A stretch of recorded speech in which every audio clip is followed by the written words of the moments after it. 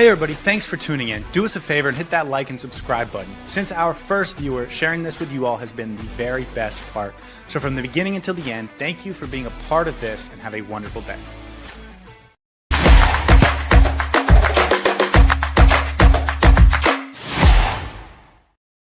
What a start. Hello everybody and welcome back to the Dry Pink Dialogue. Just totally played the outro instead of the intro, and that's on me. I'm your host, Scotty. I'm here with my co-host, Saur. I feel like this has happened like 3 weeks in a row where I've just messed up the intro in some way, shape, You're or rusty, form. man. It's okay. I guess so. Next time I'll do the intro. Oh, well, yeah. Okay. Messi, injured. We're going to talk about it. The preseason as a whole, it's now over for all intents and purposes. We're going to talk about it. And then there's a lot of other little notes and things that have happened this week for Inter Miami that we will get into. So for all of that, again, I'm your host, Scotty. I'm here with my co-host, Saur. How are you feeling, my man? I'm feeling good. I think the little faux pas at the start has put me in a good mood because usually I'm the one who's messing up intros. So, hey, we'll fix it in post, right? I'm doing well, man. The weather's getting nicer, which puts me in a good mood. I was looking forward to Inter Miami playing a game this weekend, and looks like that's not going to happen. So might as well use this time to talk about all things Inter Miami. And I guess we have a lot more to get into and bite into. And that's all I have. How are you doing? I will say the last couple episodes, there has been very little to talk about. And I do think some things have kind of picked back up. It's felt like a normal week of news this week. Yeah, I agree. Some good. We'll talk about that. Some interesting. We'll talk about that. Some bad. We'll talk about that. And of course, some ugly, and we will talk about that. But let's kick it off with Messi. The club announced today Messi has a hamstring tweak. And they are, as a result, putting the Puerto Rico game, which was going to be Friday against Independiente del Valle, they're pushing it 2 weeks. So it will now be February 26th, 2 weeks from tomorrow on Thursday. As you guys are probably well aware, Inter Miami starts their season on the 21st. That is next Saturday. So this game will now be after the first game of the season. It'll be on a Thursday, and then Inter Miami will play that following the second week of the season. It'll be Sunday, so they'll still have a couple days in between. But our first 2 or 3 games in a week set is coming up right out of the kickoff. So let's start with Messi. He came off. It was a little weird. It felt sudden. It didn't feel like a planned substitution when he came off the field against Barcelona de Guayaquil on Saturday night. Lots of people were thinking it's something. I am clearly terrible at deciding whether Messi is injured or not, realizing Messi is injured or not. And so I kind of just brushed it off like it was nothing. Some people in the chat were much more on it than I was. And so here we are. Didn't practice. I think Tuesday's practice was closed to the media. And then Wednesday, there was a 15-minute session. He was not there. And then over the preceding hours, it was reported that Messi has a hamstring problem. This game's going to be pushed. And so Messi's hurt. Bright side, they're pushing this game 2 weeks, which means they think he's going to be available for that game in Puerto Rico, which means I still think there's a pretty good chance he plays the opener against LAFC, but not what you want. He's not ready to play a game in 2 days, which means, now we're on Messi injury watch again. There's so much to unpack there. I don't even know where to start. So I'll start with the most important bit.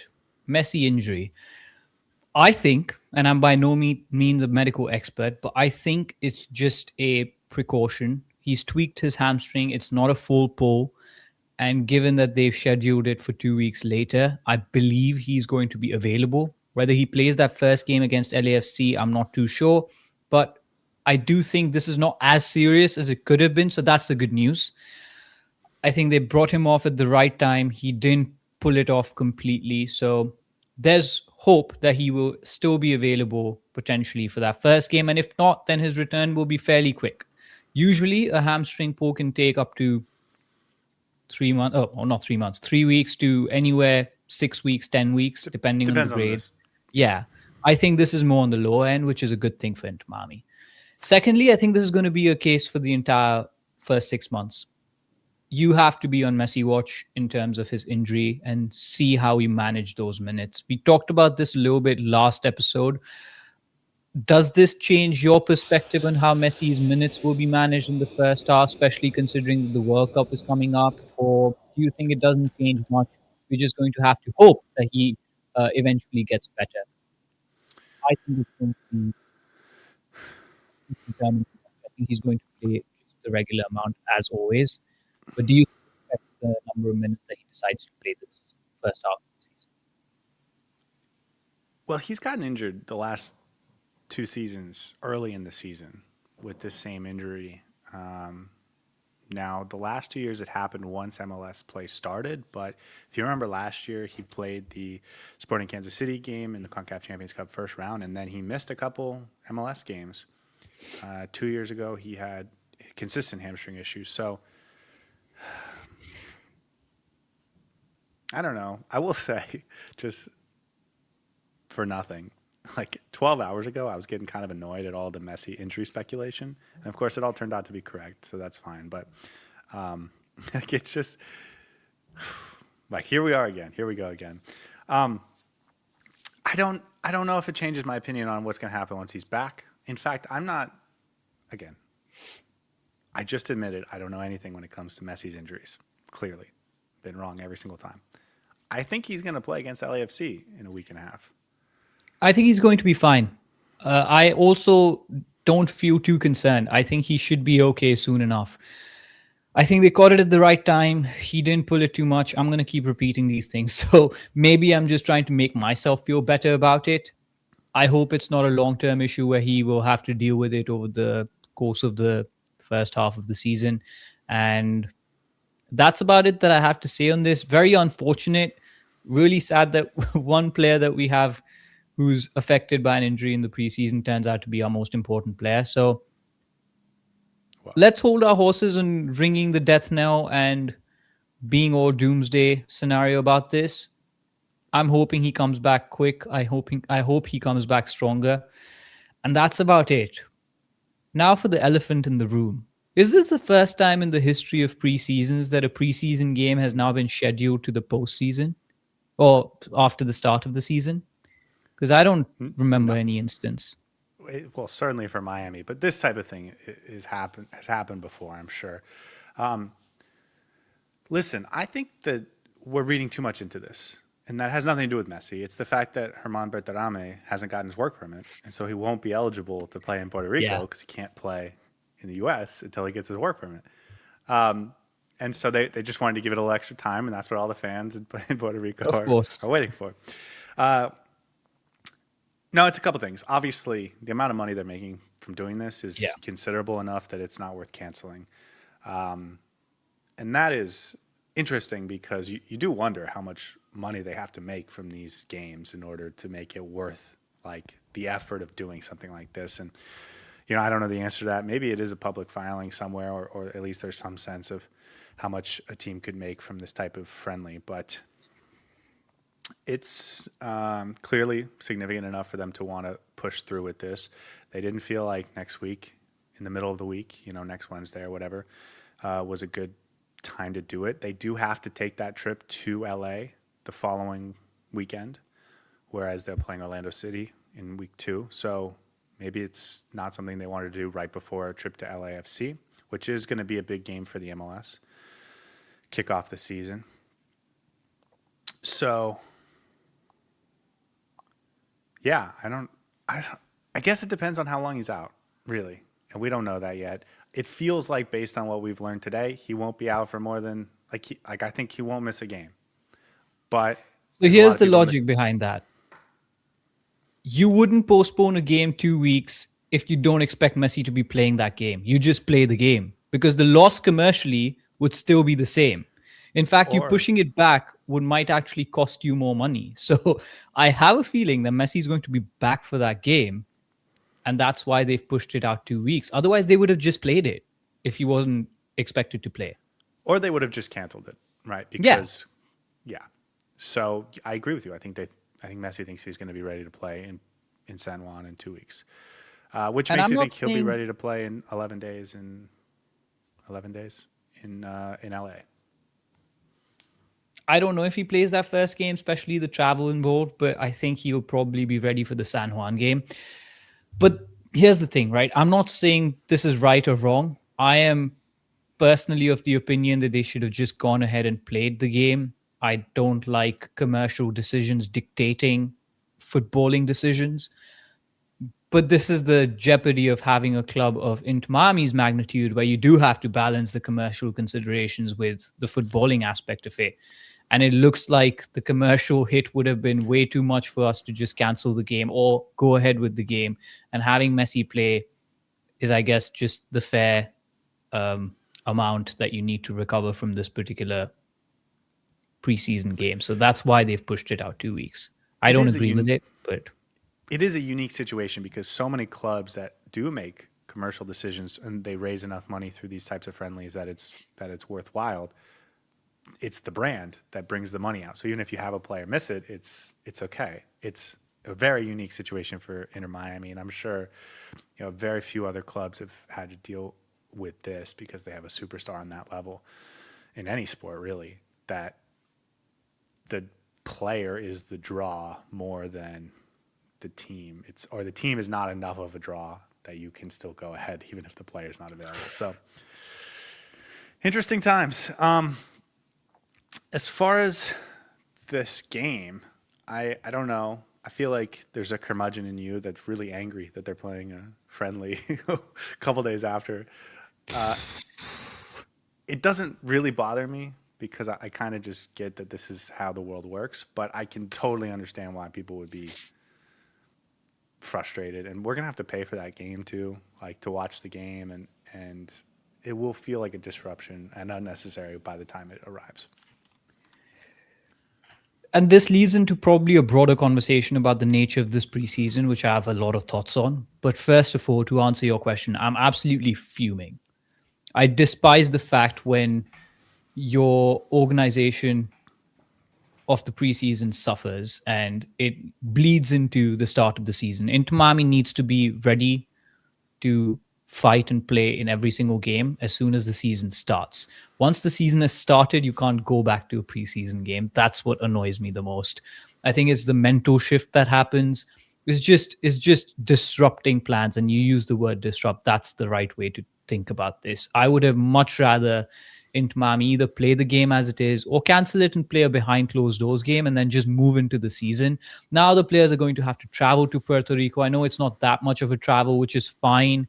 But in case It's now not you nothing. pick up an injury, in case a player is unfit for that game, how do you balance all of that? I think it's just an unnecessary distraction from the season itself. You're playing on, I believe we're playing Saturday first against LAFC, then Thursday, which is enough time, so not that much of an issue. But then you're playing Sunday, which is 2 days of recovery, and then you're playing a game against Orlando City, which is a, let's be honest, it's a rivalry. You want to win that game. So I just hope everything plays out well and we get good results in both those games against LAFC and Orlando. And this little distraction in the middle of those two games doesn't come back to haunt us. But if we drop points against any of those two teams, you know what my first reaction is going to be. So just pointing that out, I find it very frustrating as a football fan.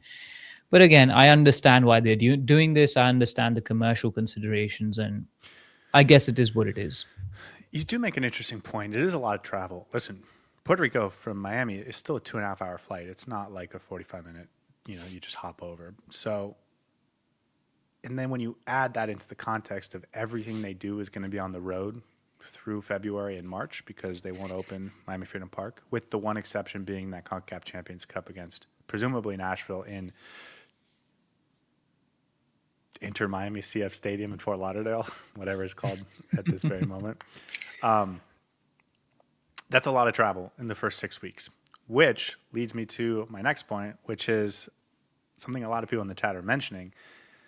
Hamstrings, man, that's not the muscle you want to hurt, right? You want to have a little bit of a shoulder thing, or you sprained your ankle. That's way more predictable on when it's going to be back to full health. Sergio says from Los Angeles to San Juan is like 7 hours. They're going to fly back to Miami, so they'll spend a couple days in South Florida. But yeah, it's not predictable, and there's I think very real chance that we're looking at like either him not playing for the next 3 weeks, 4 weeks, or him playing a game and then managing. The alien comes back and then he is out for 6 weeks to sort of That's really the derail worst us. case scenario, by the way. But feels possible. Feels very possible. So, like, I don't want to dismiss I don't want to that. I think that's- speculate, Scotty. I think I hate speculating as much as you hate me speculating. But here's a question, and you don't need to answer it. You can dismiss it and move on to the next point. But what if Messi doesn't recover in 2 weeks and is unable to play that game in Puerto Rico? What do you do then? I think they'll cancel it. Yeah. That's so unfair to the fans, because if you wanted to cancel it, might as well just play it on Friday and be done with it, right? Like, it's such a interesting decision by the club. I don't think it's unfair to the fans. I think it's like they come to see Messi. That's why they're delaying it now, right? Maybe. And so if Messi's not going to play, then yeah, they're not going to care. Okay. So what does Inter Miami do if Messi's not available for Game 1? I have to tell you a story. I had a big baseball fan, and there was a period of time from like 2015 to 2020, maybe 2019, where my favorite team signed a club, sort of a real clubhouse kind of guy to play in the outfield. And he could play any of the outfield positions. And You're the a Yankees idea- fan, right? Yeah. And his name's Brett Gardner. And they would sign him every year to a 1-year contract to be the backup outfielder. So whenever anyone needs a day off, he would come in. And he wasn't good enough to be a starter. But his numbers weren't good enough to be a starter. But he was a very good backup. And then every year, they would sign him. And like 2 weeks later, one of their starting outfielders would get hurt for the season. And he would end up playing starter-level games. Is that what Luis Suarez is going to be now? I knew you were going to say that. I don't see him playing the number 10. I think he will play the number 10, but I don't see him being good at the number 10.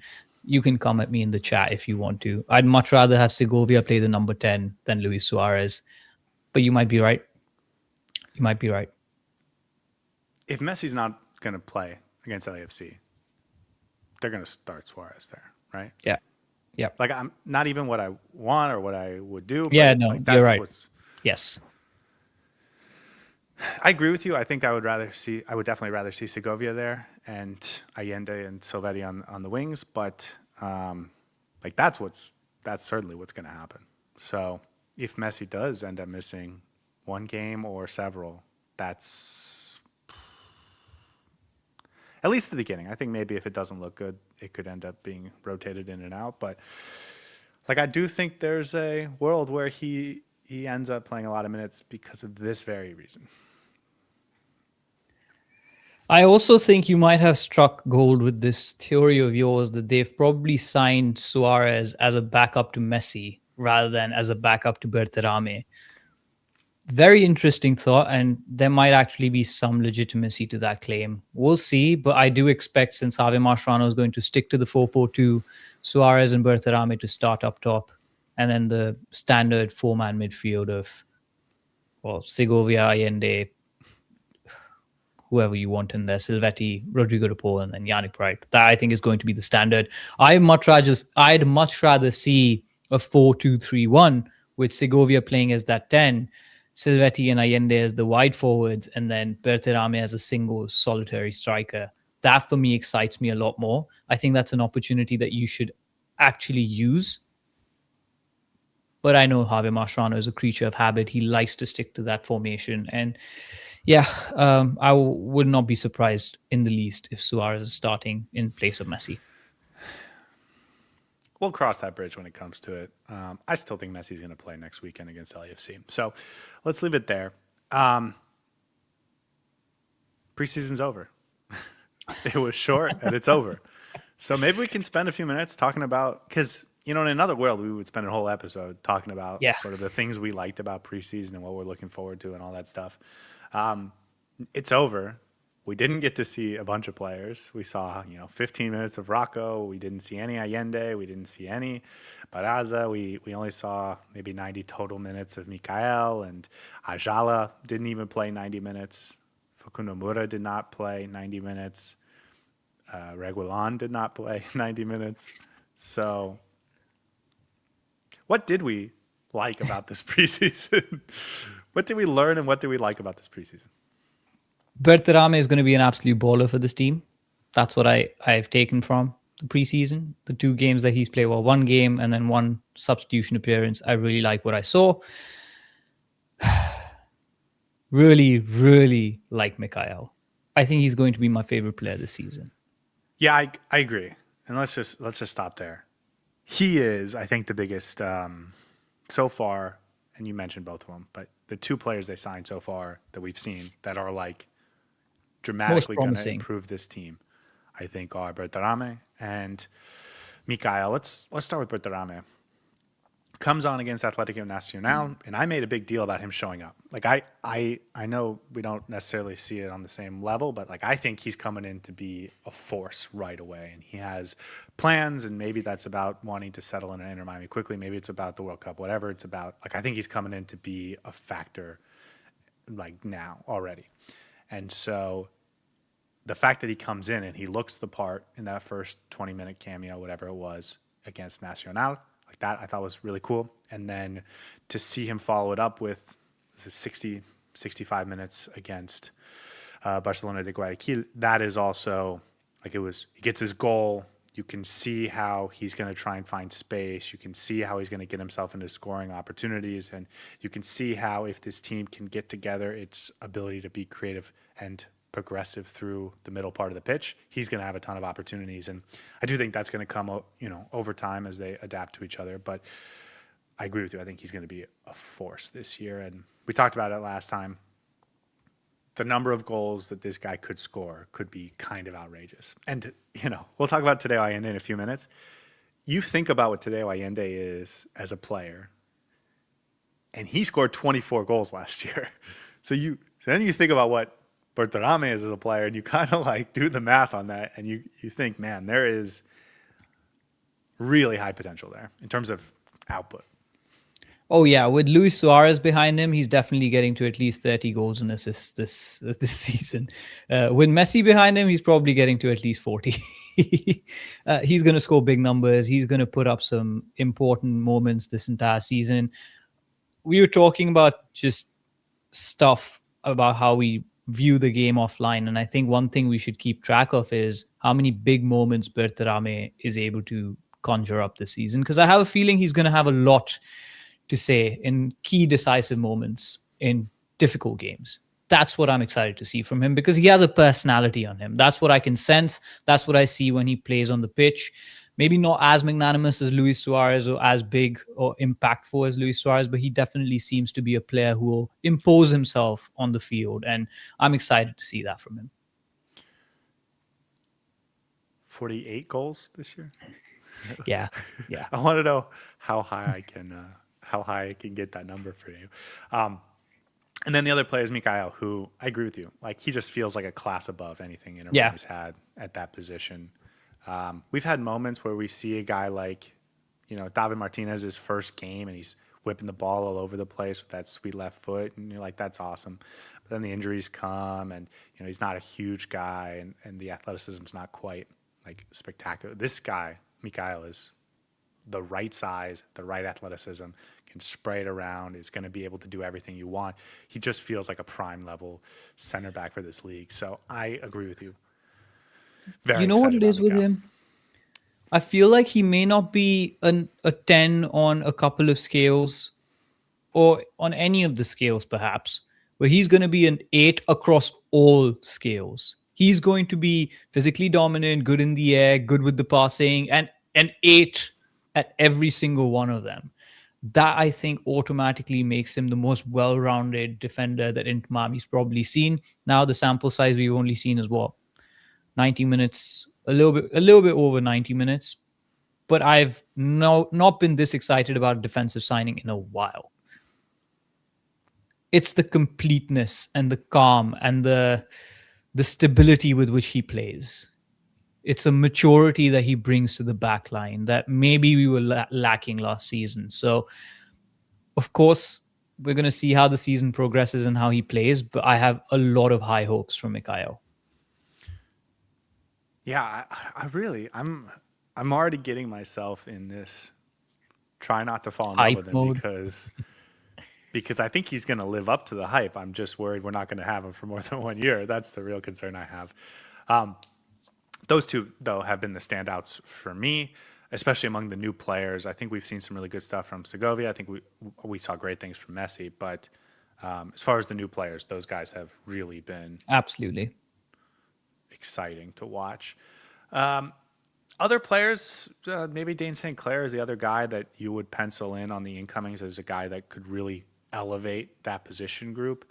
I don't think we saw anything spectacular from him this preseason. Again, it was only less than 3 full games, so I'm not reading too much into it. But I don't know. Are you reading too much into St. Clair? No. I know a lot of people are already soured on St. Clair to an extent, which is weird. Season hasn't started. I think he's going to be fine for us.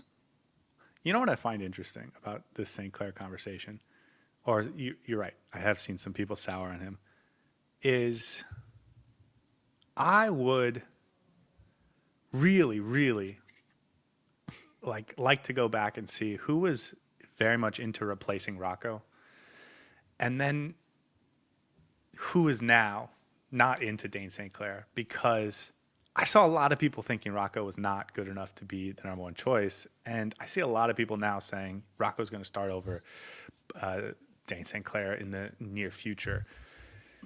It's like, man, they nailed it, and I can't believe we're still talking about this position. But it is true that St. Clair did have a couple moments that he would want back from this preseason. I think individual moments, not like signs of poor overall play, but as a goalkeeper, those matter, and so we'll see if he can lock it in once the season starts. And it's the classic case of being a goalkeeper. You might do 1,000 good things, but the one thing that will stand out is the bad thing that you do on the pitch. And that's the bad thing about that position. You're going to get scrutinized for even a singular mistake, regardless of thousands of good things that you've done on the pitch. So it's understandable. Yeah. I don't think playing out with his feet matters, and I will just continue to harp on that. Just boot it long, man. Just boot it long. It's weird. That's all I have. It was 3 games. I didn't even get to watch the first one, and so it feels too short, and it feels like we didn't get a lot of like meat to chew on. And yeah, here we are. I think the team's in a good spot. I will say I expect them to play a sort of behind closed door friendly or 2 maybe this week. I think they probably would have anyways middle of next week, and now they might do one this weekend and the middle of next week. So I think they will have more opportunities to get into shape and get into rhythm and sort of understand each other, although that will probably have to happen without Messi, I would imagine. That, I don't know. I feel like that's all I have to say about the preseason. No, this team is not ready yet. They're not ready to start the season. I think there's still a few chinks that we need to iron out. And that's going to happen with the 2 games that you mentioned that we should play behind closed doors. They have to. I feel like we still have a little bit of chemistry issues. We need to sort out individual performances, and that will only come by getting 90 minutes in your legs. So I hope they've planned behind closed doors. And if that's not the case, then I'm questioning the coaching staff and the front office. But I'm pretty sure they're going to have 2 behind closed doors games and get ready and in shape for the first game against LAFC. Yeah, I'll be honest. I think they're ready. I mean, maybe not ready to be full season form, but you have to remember LAFC is also not going to be in full season form, and they've had an even longer period off. Like, I think they're in a good spot. I think what I saw last weekend against Barcelona was the sort of upward promising trajectory that made me feel like they're taking advantage. They're getting into better shape. They're going to figure this out. So, I don't think they would beat playoff LAFC from last year today, but I think by the time we get there in a week and a half, 10 days. I think they'll be ready.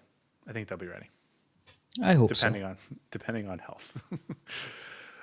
Okay, let's switch gears because there's been a lot of things that have happened today or this week around Inter Miami. So let's get to it. Tadeo Allende, officially back. We knew he was going to be back since January. Finally became official, and then finally he got his paperwork. A little bit of a question mark about when he was going to not get here, but be able to actually play with the team and practice with the team, and whether that was going to interfere with Game 1 against LAFC in, again, 10 days. He's back. We've got him back. 20-goal season incoming. I hope so. We needed him. I'm surprised it's taken that long, but with Inter Miami and logistics and visas, it always tends to take a longer time. We saw what happened with Baltasar last time around. I'm glad that's not the case this time. I hope he gets stuck in as quickly as Berterame did. We know what he's going to bring to the team, which is very good because we know how he fits in, how he plays. So with him, it's not a matter of chemistry. It's not a matter of... It almost feels like a new player, but it's not really, if you think about it. He's not a new player. He's just coming back. Maybe with more confidence. But I think for him, it's just about the physicality, getting up to speed, getting in game shape, and then he's good to go. What are we getting from Tadeo Allende this year? Same as last year. I don't think there's going to be any difference. We're going to see a dip in form from time to time. Okay, stop. We're going to see goals. Stop. I don't even know what you mean by the same as last year, because he was as bad as any player in the league at one point last year, and as in like a legitimate legend and record breaker at a different point in the season and champion. So I'm gonna have to stop you and like bring it back. What are we actually expecting from Tadeo Allende? Because like I felt it was all confidence. Like I think he's a good player. I do think he's a good player, and I'm not saying like Mikael where he's an 8 across the board. Tadeo Allende clearly has a deficiency in his touch that's not as high as the average MLS player, for sure. But regardless of that, I still think he's a good overall player, and that the form is actually more about confidence than anything. And is he going to be confident all season? I like what Sean in the chat says, 4 months of crap and 9 games of weakness and get from Tadeo Allende. That's the perfect way to describe his season last year. I'm hoping there's more consistency. I expect more consistency, and that comes from having a sense of belonging on this team. I think last season he did suffer from bouts of underconfidence. Javi Marciano played him through that. I personally think that wasn't the right decision, but eventually it paid off. He rewarded Javi Marciano by having the run of his life in the playoffs, possibly the player of the playoffs if you don't count Messi. I don't expect us to have that many highs with him this year or that many lows with him this year. I expect it to be a lot more consistent. Maybe he's going to get to 20 goals, maybe 15, but he's still going to be a important part of that front line, scoring consistently and getting involved in goals and assists consistently. I think it's not going to be peaks and troughs, but is going to be more flat line with him. And that is a good place to be with Tadeo Allende. That's what my expectations are. Does that mean 25 goals? I think he's the type of player that you can judge based on his actual stats. Performance. Oh, stats. No, because his performances are going to be like kind of meh. Up and down. Mostly down on a minute-to-minute basis, but then he's going to give you like a ton of goals. Or he's going to give you not that many goals, and that'll be the difference of whether he had a good season or not. You know, constantly last year we were talking about he scored 20 goals. You can't have a bad season if you score 20 goals. And so he didn't have a bad season, but certainly there were people willing to argue with us that he was having a bad season even though he scored 20 goals. And so like it is on the one hand feels like if he's confident all year, he could also score 30 goals this year, which again feels ridiculous to say out loud. But if it doesn't go well at any point, he doesn't have those hyper high moments of productivity, he could finish with like 12 goals, and then that I still think is okay based on the amount of money you've invested in him. He's a TAM player. He's not like a super high level DP, but it will come with a lot of frustration, I think, especially based on what happened last year. You know how I was saying that a goalkeeper is judged on one bad moment? Well, a forward is judged on one good moment. And if Tadeo Allende can have that one good moment every game and have the rest of the 85 minutes really poor, that still counts because his purpose on this team is to provide those goals and assists, mostly goals in his case. And yeah, I think a 15 goal season from him would be quite decent. Back to back, multiple double digit seasons is a good return on him. And again, I don't expect it to be as high or as low as last season. I expect it to be a little bit more flatline compared to last season. But if it's 15 goals, it's very good return, isn't it? I think he's giving us the investment back. Is exactly what we want from him. Yeah, I do. Of course, we're Inter Miami fans and we're spoiled, and we've scored 80 goals a year for the last 2 years, which is 15 ridiculous. goals is a lot. Standards. 15 goals is a ton for any other Yeah. team, and here we are last year. If I think a lot of fans would be disappointed with 15 goals from Allende this year. We had Segovia had 13 goals last year, and people aren't particularly high on Segovia, or not everyone is particularly high on Segovia. The standard for being a standout at this club is very high right now.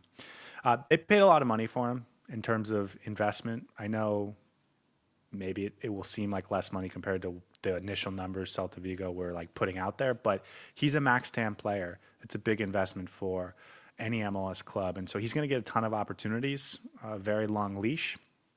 The one thing I am keeping on my radar is, does his impact diminish if you get a similar ability to do that stretching of the defense from Berterame? Because last year with Suarez in the lineup, you didn't have that from the striker, just period. But in the past, Diego Gomez gave us some of that in 2023, and so if Inter Miami's getting those runs in behind from Berterame, does that just cut into the number of opportunities that Tadeo Allende is going to get at all? There's something to keep in mind. It's something I hope they complement each other, but it'll be an interesting dynamic to see. Yeah, I hope so. Well, of course I hope so too, but it will be very interesting. And again, this preseason, we didn't get any Tadeo Allende, so we didn't get a chance to see if that looks like it'll be a great partnership or not. So we'll see, but it's something I'm keeping an eye on. You think he starts next week? Against? No. LAFC? I don't think he's ready yet. You never know, man. Javi Mascherano can throw them into the mix straight away, much like Tata Martino. I don't expect him to, but it all depends on whether he's ready over the next 2 games. So it'll be interesting to see. We won't be able to judge anymore because there's no preseason games live left. But behind closed doors, if he's looking healthy, then maybe 60 minutes wouldn't be bad. Off the bench might actually be a thing as well for him. So I do think he's going to be in the squad and he might get minutes off the bench. I definitely think he'll play. I think he's the number one sub if he's not in the lineup. But I think it's more a matter of if he's going to be ready to play 60 minutes or not. Anything else on Tadeo? I mean, this is excited our to have him back, man. I was very excited to see the way he ended last season. Huge high. Inter Miami legend at this point. What he did in the playoffs was by no means it was no less than a miracle at how bad he was at certain points in the season. So it's good to have him back. I think that's one unanimous decision that all Inter Miami fans will agree with, to bring him back. And I'm glad that Inter Miami made it work. It's if he had left, he would undeniably be an Inter Miami legend. Yeah, true. Now he only has a chance to go down in terms of his legend true. Because he's not gonna break his own goal scoring record in the playoffs. But never say never. It's that Batman thing, right? You either die the hero or live long enough to see yourself become the bust or whatever. And then that's the roster. Everyone's in. I guess we're still waiting on Berterame to get his work permit, but we've already seen what he looks like with the team. So this is the lineup, or this is the roster. Obviously, we haven't gotten much of Reguilon. Hopefully, he's recovering well, and then obviously this Messi thing. But You happy with it? You excited about it? I think maybe one more piece would make me really happy, but right now I'm happy. It's only a difference of really. So, not an issue. I think this team looks good. It looks ready in terms of the roster itself. A few more games to get the minutes in the legs. And after that, I think we should be in good shape. Overall, the way this roster has been constructed this year, I like it. And I'm excited to see what this team can do and what Javier Marciano can do with these players. So, bring on the season, man. Bring on the season. I like them. I like it. I think this roster is really good. I think this team is going to be really good. I feel really good about it. I'm like, my optimism is just building this season. I think they're going to be really good. Okay, let's switch topics. A couple other sort of mini things we should get into. Maybe, quick hitters. Last week there was an article published by someone in Argentina about Inter Miami going back in for Baltasar Rodriguez. It appears that was erroneous. Cesar Luis Merlo, who is like as good as it gets in Argentina, reported this week, a couple days ago, that Inter Miami doesn't think that that's even possible anymore. So there's really nothing going on with Inter Miami and Baltasar Rodriguez at the moment. He did start for Racing. I know they sold or moved on. Maybe they left in free agency. Two of their sort of key players in that position. So I think Racing is relying on Baltasar to be a key piece for them or a starter for them. They want a high price. Inter Miami is limited in what they can do.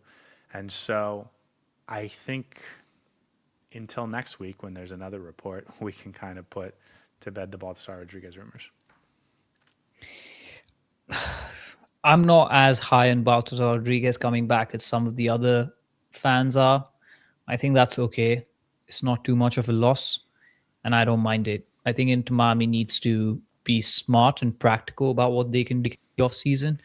And if we have to pay over the value of Baltazar, I'd rather go in for somebody else and bring in someone who might be worth the expenditure. So I'm not too fussed about Inter Miami not bringing Baltazar Rodriguez back. It's not the same as Tadeo Allende. I still have question marks about how he fits, but um, yeah, I'm okay with it. Yeah, me too. I think our position on Baltasar has been pretty clear. Inter Miami, you mentioned you'd like to see one more move. Inter Miami has one more move. We'll talk about that more in a few minutes, but like they can pull one more U22 signing or they can pull one more TAM signing, and that's it, really. They're going to be maxed out after that. And so is this the one piece you want? Or do you want to try and get a center back? Do you want to try and get a winger or, a creative midfielder or whatever? Like, and then you throw in Baltasar's sort of injury concerns. That last piece, you have to be considerate of that. Although I will say for the injury concern, like that is something Miami is going to be more informed on than we do. I'm sorry, the club is going to be more informed than we are because obviously he missed a lot of games last year, but they will have a better understanding of why and exactly what his long-term prognosis was. So maybe we do overblow it, but again, this is your last piece. Is that who you want to spend it on? I think there's better value for money out there, and I'm okay with Inter Miami looking for more options and shopping around. Okay. Let's talk about another thing that happened this week. MLS released their roster rules. And they do this every year, and I'm sure this is as technocratic as it comes, and I'm sure a lot of you are not interested in this in a particularly strong way. But what they do is they release a updated roster rules handbook every season, and it has all the numbers and all the descriptions and all the changes. And I get sometimes we hear someone reports a change and we kind of clock it in our brain. But if you ever want to go look at how everything works in MLS, they have a roster rule every single year that they publish and update, and the salary cap changes every year, and the amount of GAM each team gets every year changes. So all of that is updated for everyone to go look and read through, and it is sort of like not a legal document, but it is sort of like a rule book. So it's not particularly fun and exciting and enjoyable. But if you're a nerd about this kind of stuff, you can go check it out, and that is maybe descriptive of at least one of the two people on this podcast. Inter Miami, no, I'm sorry, and MLS, their salary cap is about $500,000 higher than it was expected to be. For those that don't know, the MLS and MLSPA agreed on a salary cap increase structure every year of the current bargaining agreement, which was finalized in 2019. And then COVID happened and they scrapped it. And so now we don't actually know what it's supposed to be every year. It was expected to be just under $6.5 million. It's actually about $6.9 million. So it's about $500,000 more than we were expecting. Now, obviously, the club has known this and has been under this interpretation, but it is extra wiggle room. And as you know, a couple months ago, we did our sort of breakdown of what they could add or what they couldn't add, and this does give you room to add like a legitimate piece. And so, I don't know, just thought I'd mention it. There's a couple other changes that don't really relate to Inter Miami, so I'll save them. But you know, going back to buying Baltasar Rodriguez or another player, little extra wiggle room, maybe something they save for the summer. I don't know. How are you feeling about it? I think it gives us a bit of leeway. There's room for Inter Miami to add pieces, but I think my position's still the same. You don't need to add a piece just for the sake of adding a piece. You should bring in somebody that you genuinely think is going to add value to the roster now. And it's a very high quality roster already. So I would rather Inter Miami think of the player that they want to bring in and how that fits into the broader picture. And it's good to have that additional room, that additional funding to make that happen. And I think we can be a little bit more particular about the kind of player that we want and maybe aim higher. So perhaps that's one of the reasons that we're not going in for Baltasar Rodriguez. Who knows? Do you think this Messi thing changes anything? No, because like I don't think it's serious enough. Inter Miami went all in on this CONCACAF Champions Cup, clearly. And so I think if they weren't really prioritizing this tournament, they probably would have had a different offseason. And so I do wonder if something like that happens with your best player, does it make you rethink, like, okay, maybe this isn't a tournament we should be going all out for. Maybe we should save some resources for the summer. There's going to be a lot of players around the world that are coming to the U.S. this summer for the World Cup, and then there's a lot of contract and transfer deals that seemingly are plausible post-World Cup that aren't available now. Like, I do wonder if there's a chance that changes things. Again, as of this moment, we expect him to play next week. But if that changes, right, if he has another tweak and then all of a sudden it does look like a 6-week injury and all of a sudden he's going to miss the first 2 rounds of the CONCACAF Champions Cup, like I wonder if that changes things. I'm not sure if I follow your chain of logic here, because if Messi's, God forbid, abducted by aliens for longer than 2 weeks, then wouldn't you want to use those excessive funds to bring in somebody who can potentially cover? Or I'm not sure what you're getting at there.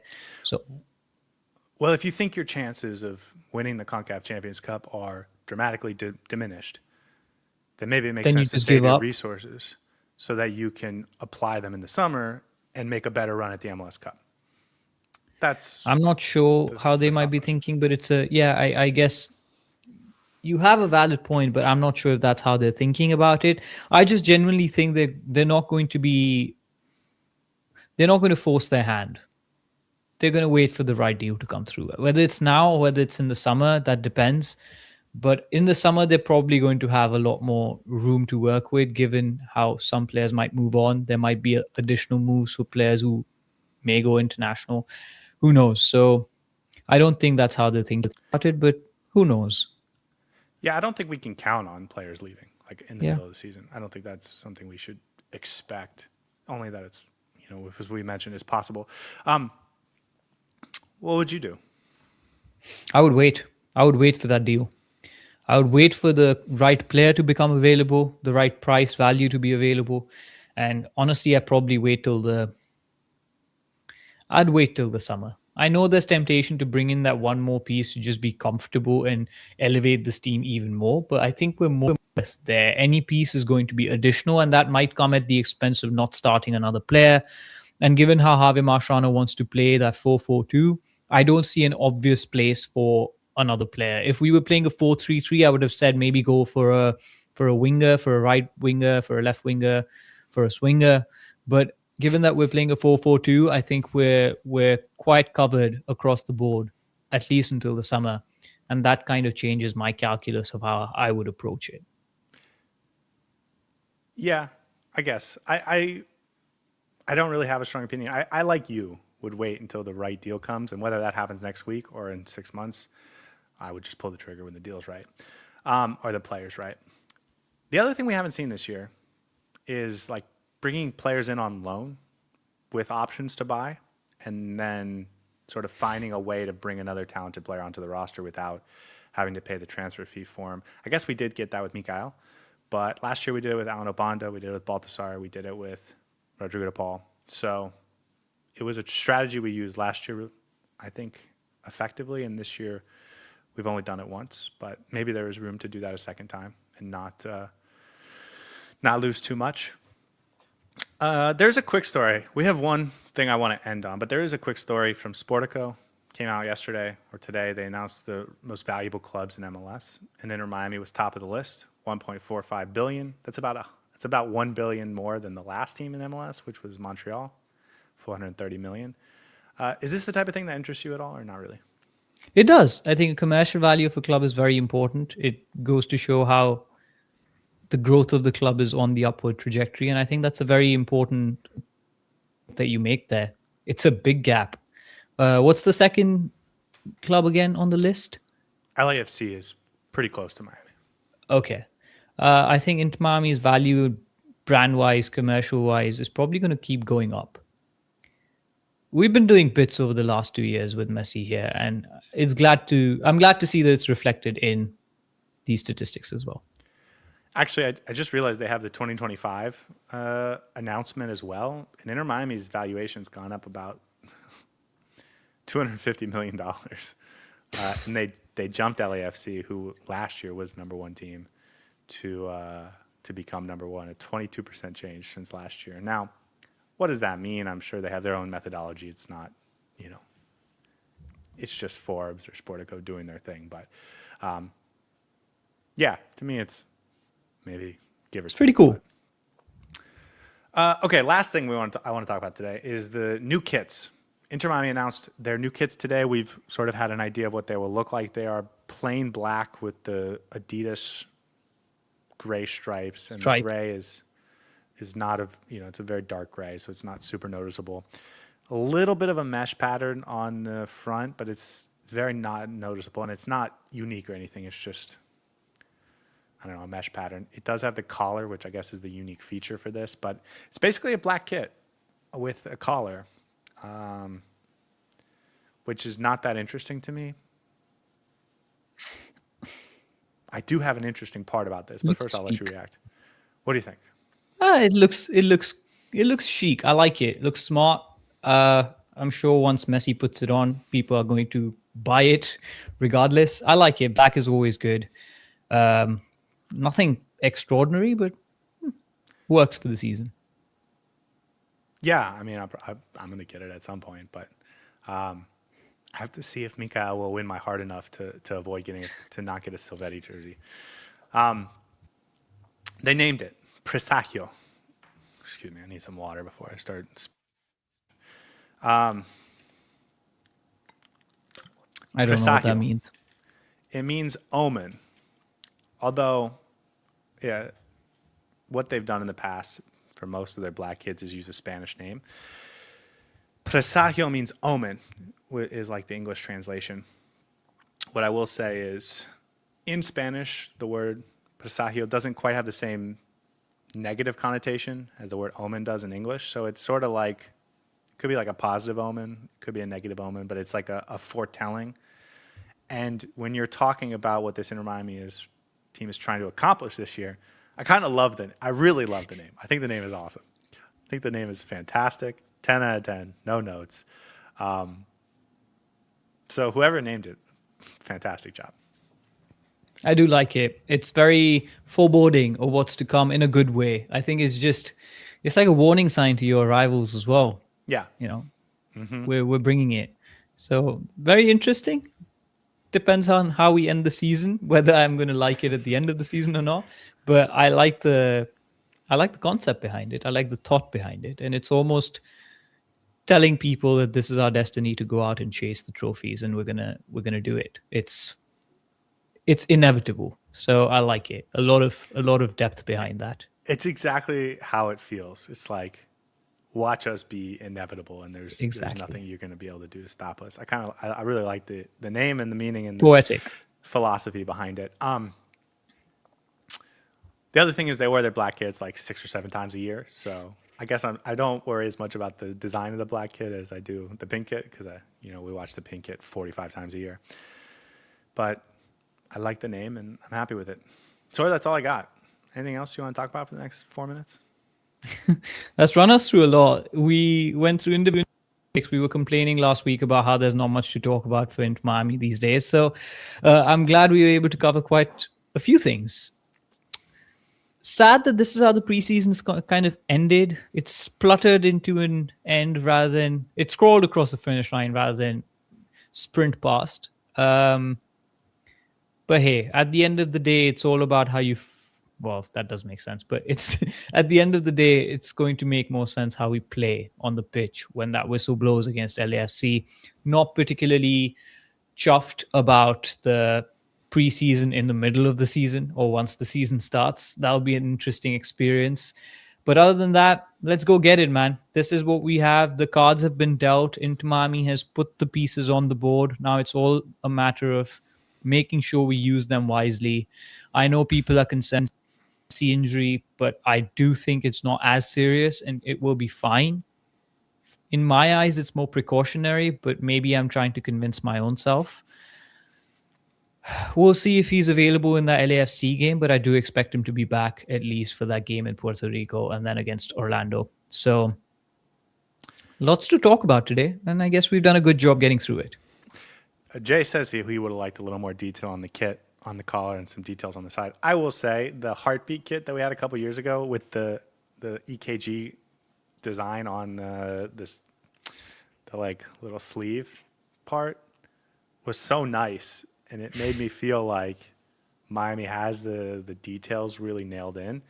And this does feel like it's kind of missing those details. It feels like over the last couple years they've been less ambitious with the small details. Yeah, intricate with the small details. So that is kind of frustrating. But again, we've gotten a much better team. So can we really complain? And it's not on Miami, right? It's on Adidas to design those kits and then for them to sign off on. So that's fine. I think it's collaborative. I do think it's collaborative. But I don't know. Predictions for the lineup for 10 days from now. I thought it was going to be what we saw last Saturday, but you willing to go out and predict Messi's going to be in it? I think it's going to be Suarez. So give instead me of Messi. Dane St. Clair, Mikael Falcone as a centre-back partnership, Noah Allen left back, Ian Frayne right back, Rodrigo de Paul, Yannick Bright in the middle, Segovia, Silvetti as wide midfielders, and then up top we're going to have Suarez as our floating striker, and then Berterame as our number 9. That's what we're going to see. I'm with you 100%. Either it's going to be Messi or it's going to be Suarez. I don't think we're going to get anything creative or particularly different. If Berterame isn't available, again, hasn't gotten his work permit yet, do you think it's just Suarez? Yeah, but who replaces Suarez? Allende? Oh, who replaces Berterame? If Messi's available, you would think it's Messi and Suarez. Oh, yeah. Both Messi and Berterame are not available. I guess it would be Silvetti and Suarez, and then Allende and Segovia on the right and left. Or maybe Ajala plays, and then you put, I don't know, Yannick Bright on the right, Rodrigo de Paul on the left. That's a concern, isn't it? The fact that we just, if we lose Berterame, if he's not available because of the visa, I don't know how that plays out. I think it'll be fine. I think Messi's going to play next Saturday, and I am excited for this season. Again, I wanted to watch one more preseason, but I have very much enjoyed the progression of this preseason. I think the team is going to figure it out. I think they are going to be very good this year. Some of the pieces that haven't quite clicked yet, I think, have proven it in this league. Guys like David Ajala, Dane St. Clair, they have proven they are good players, so I'm not worried about them getting there. So I feel really good. I feel like it is going to be a really fun season, and that's how we'll sign off. So, any final thoughts? No, sounds like a good plan. All right, guys. We'll see you again soon, but not Friday night. Hope you enjoy your weekend, and we'll see you guys next time. Hey, everybody. Thanks for tuning in. Do us a favor and hit that like and subscribe button. Since our first viewer, sharing this with you all has been the very best part. So from the beginning until the end, thank you for being a part of this, and have a wonderful day.